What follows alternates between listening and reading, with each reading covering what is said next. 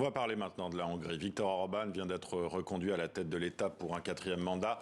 Une victoire du populiste qui doit faire grincer quelques dents à Bruxelles tant les relations sont compliquées avec l'Europe. On en parle avec vous, Gwendoline Delbos-Corfield. Vous êtes eurodéputée chez les Verts. D'abord, comment réagissez-vous à cette nouvelle victoire de Viktor Orban ?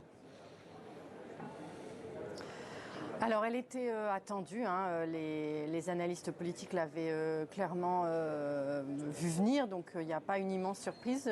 En revanche, c'est une victoire qu'on peut dire vraiment très forte.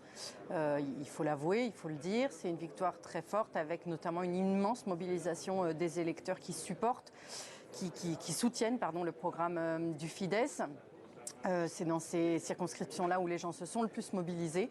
Donc c'est un moment difficile pour nous tous parce que la désinformation qui est à l'œuvre en Hongrie fonctionne et on va de plus en plus se retrouver face à une société extrêmement polarisée, à l'américaine, avec une ville principale, Budapest, et quelques autres villes ailleurs où les gens ne vivent pas la même réalité que dans le reste du pays et où ces choses-là sont en train de s'entrechoquer de manière très forte.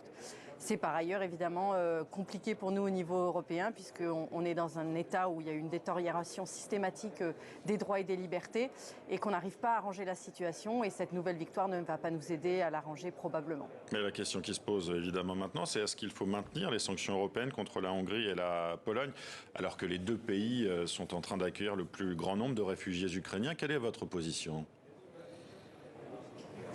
Alors là-dessus, j'ai une position très très claire. Je suis aussi allée là-bas, j'étais là pour le jour de l'élection, mais je suis aussi allée pour me rendre du côté ukrainien, la frontière ukrainienne et dans les villages alentours, la région alentour. Il n'y a plus d'Ukrainiens qui passent la frontière. Les Ukrainiens qui sont passés il y a déjà quelques jours. Il reste vraiment des nombres infinitésimales. Il y a effectivement des milliers d'Ukrainiens qui sont passés un peu plus tôt. Ils sont aujourd'hui souvent repartis dans d'autres États. On n'est pas du tout face à la situation de la Pologne et il n'y a aucune infrastructure, rien qui n'a été mis en place par le gouvernement. Tout cela est sur la base volontaire. Il y a eu un énorme élan de la population hongroise. Là-dessus, pour moi, les choses sont très très claires. Il n'y a pas la même urgence à agir en Hongrie et en Pologne. On est dans deux situations bien différentes. Et d'autre part, en Hongrie, si l'argent est donné, il ne sera pas utilisé pour aider les réfugiés. Il n'y a déjà rien qui a été mis en place. Il n'y a même pas un petit niveau d'information qui a été mis en place.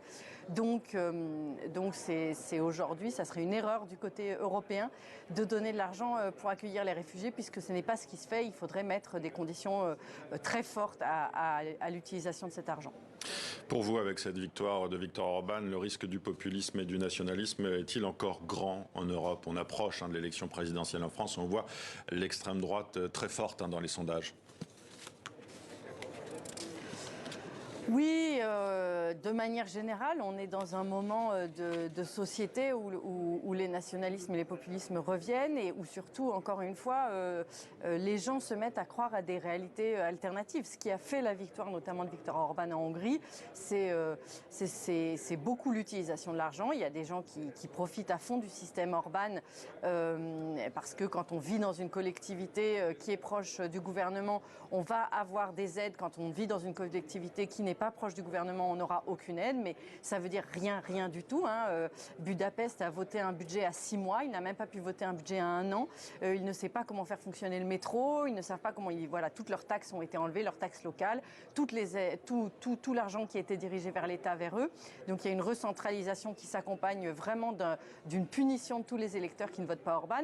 Mais ça s'appuie aussi sur des propos de désinformation très forts. Les gens qui soutiennent Orban sont réellement persuadés que l'Europe, avec l'opposition, s'apprêtait à envoyer tous les jeunes Hongrois en Ukraine faire la guerre, dans un délire total. Et de même que les gens sont réellement persuadés que l'Europe, avec l'opposition et avec certains enseignants, s'apprête à faire changer le sexe des enfants dans les écoles. Et les gens y croient dur comme fer. Donc c'est plus que du populisme ou du nationalisme. On est aujourd'hui face à vraiment des populations qui croient une réalité alternative comme en Russie, en fait. Merci Gwendoline Delbos-Corfield d'avoir été avec nous.